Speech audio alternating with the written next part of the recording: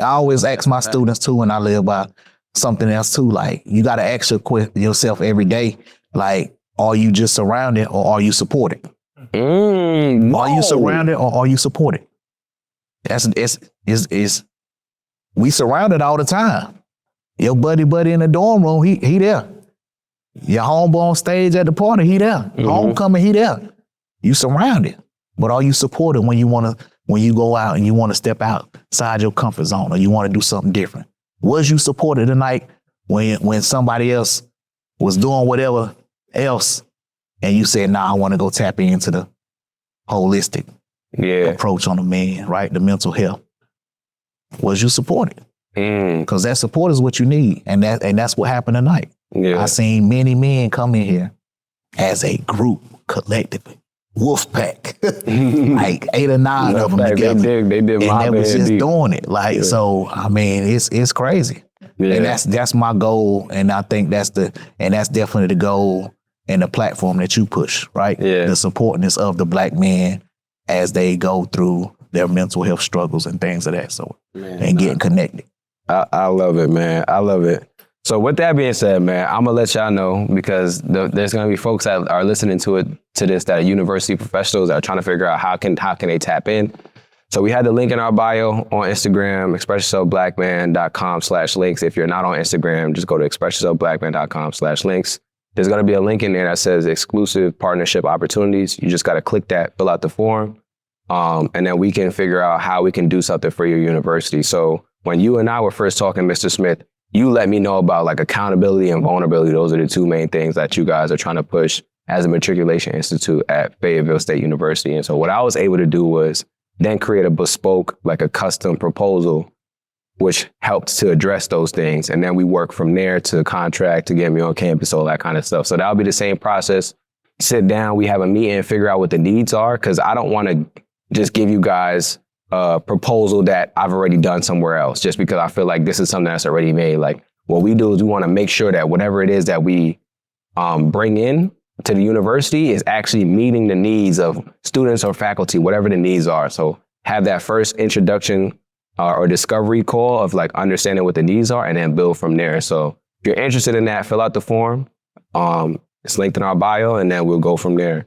With that being said, I want to get into being vulnerable now, right? So we were being vulnerable during the workshop, but we got, if you're doing a podcast, we're going to have to talk about some things. Right? Oh, man. So I talked about my story, right? And I believe that trauma shapes us. Like when I talked about my story, I talked about going through depression and suicidal ideations. That shaped me into the man that I am right now, which helped me to feel more comfortable with like talking about some of the things that we go through as Black men and building this platform. So I want to ask you, is there a time that you can recall in your life that you went through something traumatic that kind of led you to being the Mr. Smith that we see today, that has all these witty lines and has the office open and is trying to do is doing the Matriculation Institute, that's leading all these different kind of things? Is there a moment that kind of like shaped that for you, or is it like a collective of things that's happened over time that's made you into the ways you are? Honestly, I would say not a moment. I would say moments, right? From early off, childhood. Right, born and raised in Asheville, North Carolina.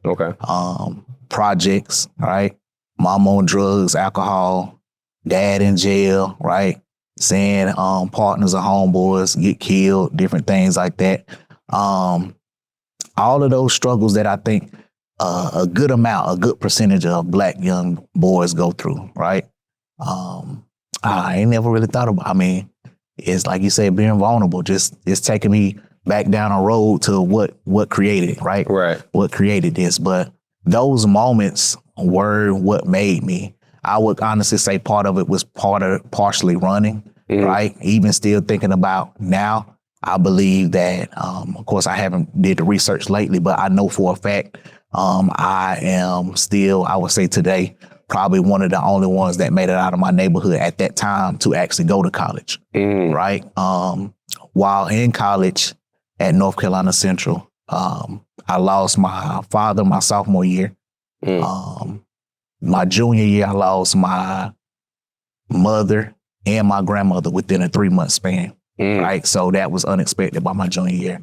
So where if my grandmother was my heartbeat, right, my mother would have been the blood flowing through my body, right? So I had to overcome all of those things and still cross this stage at this now higher educational academic level with none of them people there to see me walk the stage. And that was all that was on my mind, right? And try not to get caught up because I don't talk about it, right? But I knew it was gonna come up.